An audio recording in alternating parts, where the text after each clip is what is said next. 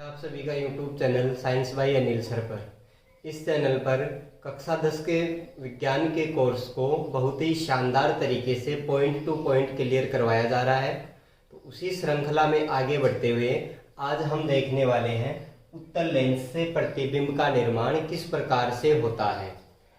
Lens से प्रतिबिंब निर्माण को समझने से पहले हमें यहाँ लेंसों से किरणों के अपवर्तन के नियमों को देखना जरूरी है, क्योंकि बिना लेंस से किरणों के अपवर्तन के हम प्रतिबिंब का निर्माण नहीं कर सकते। जैसा कि पीछे हमने दर्पणों से जब प्रतिबिंब निर्माण किया था तो वहाँ किरणों के परावर्तन के नियम देखे थे। ठीक उसी प्रकार लेंसों से किरणों के अपवर्तन के क्या क्या नियम हैं उनकी चर्चा करें। जैसे ये उत्तल लेंस है, उत्तल लेंस, इस उत्तल लेंस से किरणों के अपवर्तन के क्या क्या नियम हैं, इसी एक ही चित्र में अपन तीनों नियमों की चर्चा करेंगे। ये इसका प्रकाशी केंद्र, ये मुख्य फोकस F1, वक्रता केंद्र C1, मुख्य फोकस F2 और वक्रता केंद्र C2। जब प्रकाश की किरण इस मुख्य अक्ष के समांतर लेंस पर आपतित होती है तो लेंस से अपवर्तन के पश्चात वह किरण मुख्य फोकस से होती हुई गुजरती है। ये किरणों के अपवर्तन का पहला नियम है जो प्रतिबिंब निर्माण में काम आने वाला है। जब किरण मुख्य अक्ष के समांतर लेंस पर आपतित होगी तो लेंस से अपवर्तन के पश्चात वह मुख्य फोकस से होती हुई गुजरती है। दूसरा नियम देखें, जब प्रकाश किरण मुख्य फोकस से लेंस पर आपतित होती है तो वह किरण मुख्य अक्ष के समांतर निर्गत होती है। पहले वाले नियम का ये उल्टा या विपरीत नियम है कि जब किरण मुख्य अक्ष के समांतर आएगी तो अपवर्तन के पश्चात वो मुख्य फोकस से होती हुई जाती है, और जब प्रकाश की किरण मुख्य फोकस से लेंस पे आपतित होती है तो अपवर्तन के पश्चात वह मुख्य अक्ष के समांतर हो जाती है। इसी प्रकार तीसरा नियम, जब प्रकाश की किरण प्रकाशिक केंद्र से लेंस पर आपतित होती है तो वह सीधी निकल जाती है, अर्थात वह विचलित नहीं होती, बिना विचलित हुए वह सीधी निकल जाती है। ये थे उत्तल लेंस से किरणों के अपवर्तन के 3 नियम। अब हम इन नियमों के आधार पे उत्तल लेंस के लिए 6 स्थितियों में प्रतिबिंब का निर्माण करते हैं, जिसमें पहला देखते हैं, जब बिंब अनंत पर स्थित हो तो प्रतिबिंब का निर्माण किस प्रकार से होता है। जब बिंब अनंत पर स्थित है, पहली स्थिति देखें तो यहाँ ये लेंस है और ये इसकी स्थिति है अनंत पर। अनंत पे इस प्रकार से बिंब को रख रखा है तो किरण इस प्रकार से मुख्य अक्ष के समांतर इस लेंस पर आपतित होती है। किरण के अपवर्तन के पहले नियम के आधार पे मुख्य अक्ष के समांतर आने वाली किरण लेंस से अपवर्तन के पश्चात मुख्य फोकस से होती हुई गुजरेगी। इसी प्रकार यहाँ दूसरी किरण है, वो भी मुख्य अक्ष के समांतर ही लेंस पे आपतित होगी और अपवर्तन के पश्चात यह किरण है वो मुख्य फोकस से होती हुई जाती है। दोनों अपवर्तित किरणें जहाँ पे मिलती हैं प्रतिबिंब वहीं बनता है। तो इस स्थिति में हम देख सकते हैं दोनों किरणें मुख्य फोकस F2 पे मिल रही हैं, इसलिए प्रतिबिंब की स्थिति हो जाएगी मुख्य फोकस F2 पर। इसकी प्रकृति की बात करते हैं तो उत्तल लेंस ठीक उसी प्रकार के प्रतिबिंब बनाता है जिस प्रकार के प्रतिबिंब अवतल दर्पण बनाता है, अर्थात अवतल दर्पण वास्तविक और उल्टा प्रतिबिंब बनाता है तो उत्तल लेंस है ये भी वास्तविक व उल्टा प्रतिबिंब ही बनाता है। तो इसकी प्रकृति है वास्तविक व उल्टा। तीसरी बात करें साइज की। साइज, ये बिंब का साइज है, यहाँ आप देख सकते हो प्रतिबिंब का साइज बिंदु के समान नजर आ रहा है तो इसका साइज हो जाएगा बिंदु की साइज का। ये थी पहली स्थिति। अब बात करते हैं दूसरी स्थिति। दूसरी स्थिति में बिंब अनंत और वक्रता केंद्र के मध्य रखा हुआ है। अनंत यहाँ है, ये वक्रता केंद्र C1, इनके मध्य बिंब को रखें। यहाँ बिंब रख दिया।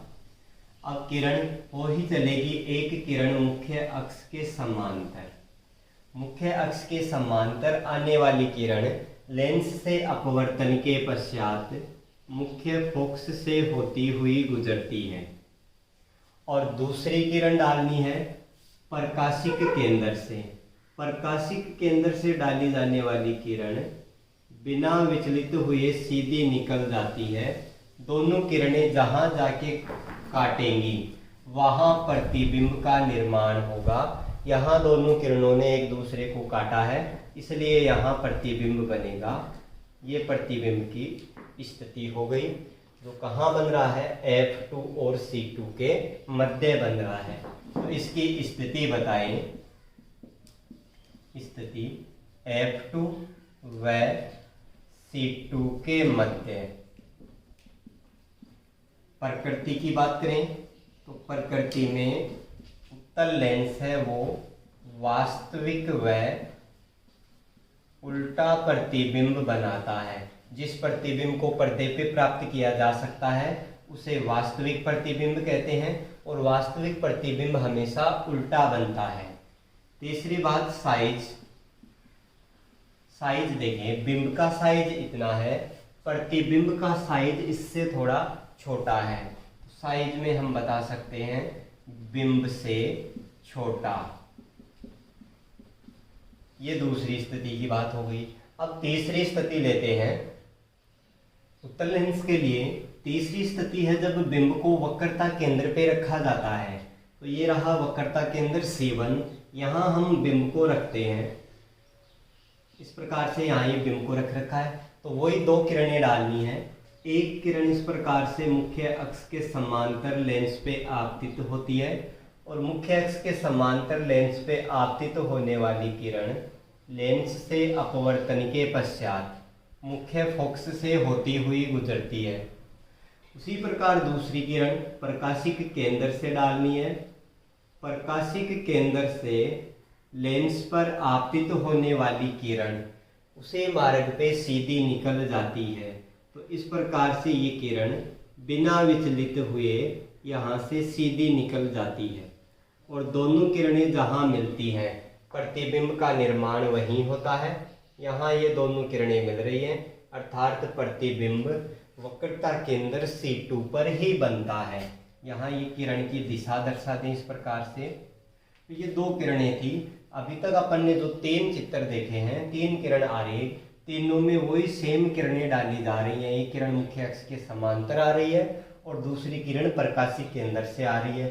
दोनों किरणें जहां मिलती हैं वहां प्रतिबिंब बनता है। इस प्रतिबिंब की स्थिति देखें। इसकी स्थिति है C2 पर। प्रकृति वास्तविक व उल्टा होता है। पर्दे पे प्राप्त ये नहीं हो सकता, पर्दे पे ये प्राप्त होता है। यह प्रतिबिंब पर्दे पे प्राप्त होता है तथा इसकी साइज ये बिंब के बराबर होता है। बिंब के बराबर। ये थी उत्तल लेंस के लिए तीसरी स्थिति जहां हमने किरण आरेख देखा है। अब बात करते हैं चौथी स्थिति है जब बिंब वक्रता केंद्र व मुख्य फोकस के मध्य स्थित हो। तो उसके लिए किरण आरेख खींचें। ये रहा वक्रता केंद्र C1 तथा ये मुख्य फोकस F1। इन दोनों के मध्य जब बिंब को रखते हैं, यहाँ बिंब को रखें। एक किरण वही डालनी है मुख्य अक्ष के समांतर। मुख्य अक्ष के समांतर आने वाली किरण मुख्य फोकस से होती हुई गुजरती है, और दूसरी किरण प्रकाशिक केंद्र से डालनी है।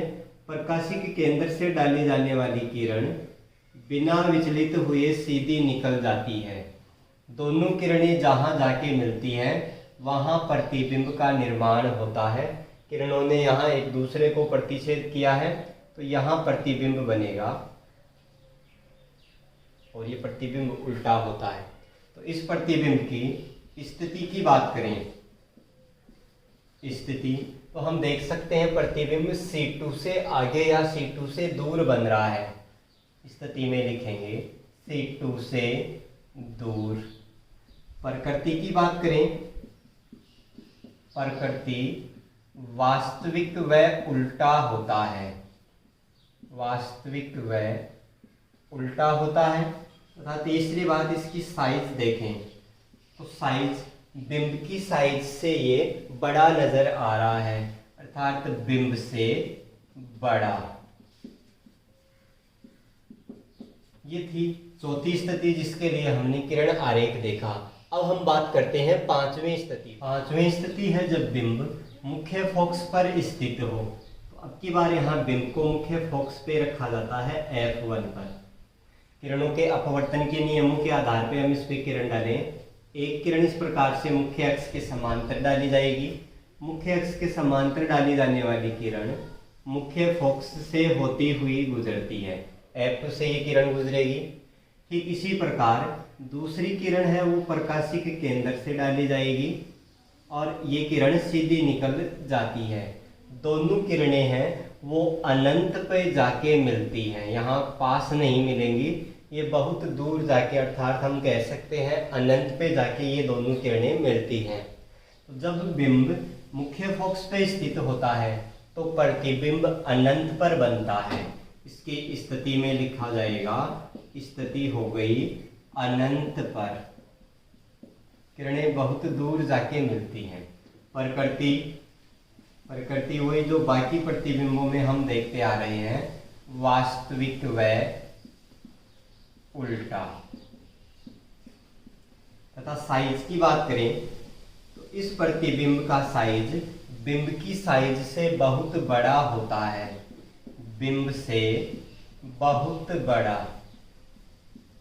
तो ये थी 5 स्थितियां जिनमें उत्तल लेंस वास्तविक व उल्टा प्रतिबिंब बनाता है, अर्थात जिन 5 स्थितियों में जो प्रतिबिंब बनते हैं वो पर्दे पे प्राप्त हो जाते हैं। इसके बाद जो छठी स्थिति है, जब बिंब को मुख्य फोकस और प्रकाशिक केंद्र के मध्य रखा जाता है तो वो प्रतिबिंब पर्दे पे प्राप्त नहीं होता, वो आभासी प्रतिबिंब होता है। तो आइए उस लास्ट स्थिति में देखें प्रतिबिंब का निर्माण किस प्रकार से होता है। इस स्थिति में बिंब को F1 व O के मध्य रखना है। तो एक किरण इस प्रकार से मुख्य अक्ष के समांतर लेंस पे आपतित होगी और लेंस से अपवर्तन के पश्चात ये किरण मुख्य फोकस से गुजरेगी। दूसरी किरण प्रकाशिक केंद्र से डालनी है। प्रकाशिक केंद्र से डाली जाने वाली किरण है वो बिना विचलित हुए सीधी निकल जाती है। अब इधर ये किरणें कहीं पर भी नहीं मिल सकती, क्योंकि जब इनको आगे बढ़ाएंगे तो इनके बीच की दूरी है वो बढ़ती जाएगी। लेकिन जब इन किरणों को पीछे बढ़ाएं, इस प्रकार से जब इन किरणों को पीछे बढ़ाया जाता है तो ये एक बिंदु से आती हुई प्रतीत होती है। जहां से ये दोनों किरणें आती हुई प्रतीत होंगी वहां प्रतिबिंब बनेगा। जैसे यहाँ हम ये दर्शाएं, इस प्रकार से ये किरण चल रही है और ये जहां जाके मिलेंगी वहां प्रतिबिंब बनेगा। यहाँ ये दोनों किरणें जाके मिली है तो यहाँ ये जो प्रतिबिंब बनेगा ये पर्दे पे प्राप्त नहीं हो सकता, ये आभासी प्रतिबिंब होता है। आभासी प्रतिबिंब है वो हमेशा सीधा होता है और इसको दर्शाने के लिए इस प्रकार से कटी फटी लाइन का इस्तेमाल किया जाता है। तो ये अंतिम स्थिति। अब हम इसमें प्रतिबिंब की स्थिति बताएं, प्रतिबिंब कहाँ बन रहा है। तो आप देख सकते हो प्रतिबिंब लेंस के उसी तरफ बन रहा है जिधर बिंब रखा है। तो स्थिति में बताया जा सकता है बिंब की तरफ। प्रकृति की बात करें, यह प्रतिबिंब पर्दे पे प्राप्त नहीं होता, इसलिए यह प्रतिबिंब कैसा है, आभासी है। और जो प्रतिबिंब आभासी होता है वह सीधा होता है, आभासी व सीधा। और साइज की बात करें, साइज, तो इसका साइज बिंब की साइज से बड़ा होता है, बिंब से बड़ा। तो ये थी उत्तल लेंस से 6 स्थितियां जहां से हमने प्रतिबिंब निर्माण देखा। अब हम इसका एक बार रिवीजन देखते हैं 1 मिनट में कि जब बिंब अनंत पे रखा था तो प्रतिबिंब बन रहा था F2 पर। इसका उल्टा जब बिंब को F1 पे रखा, इस तरफ F1 पे रखा, तो प्रतिबिंब बना अनंत पर। कहने का मतलब ये, जब बिंब अनंत पे रखा जाएगा तो प्रतिबिंब मुख्य फोकस पे बनता है, और जब बिंब को मुख्य फोकस पे रखा जाता है तो प्रतिबिंब अनंत पर बनता है। जब बिंब को वक्रता केंद्र पे रखते हैं तो प्रतिबिंब है वो वक्रता केंद्र पर ही बनता है। C1 पे रखेंगे तो C2 पे बनेगा। अगली स्थिति में हमने ये देखा था कि जब बिंब को C1 से दूर रखते हैं, वक्रता केंद्र से दूर रखते हैं, तो प्रतिबिंब है वो C2 व F2 के मध्य बनता है। और लास्ट स्थिति में हम ये कहें, जब बिंब को C1 व F1 के मध्य रखा जाता है तो प्रतिबिंब है वो C2 से दूर बनता है। जब बिंब को C1 और F1 के मध्य यहाँ रखेंगे तो प्रतिबिंब इस प्रकार C2 से आगे बनेगा। तो ये थी 6 स्थितियाँ जहाँ उत्तर लेंस से हमने प्रतिबिंब निर्माण को किरण आरेख की सहायता से देखा है। धन्यवाद।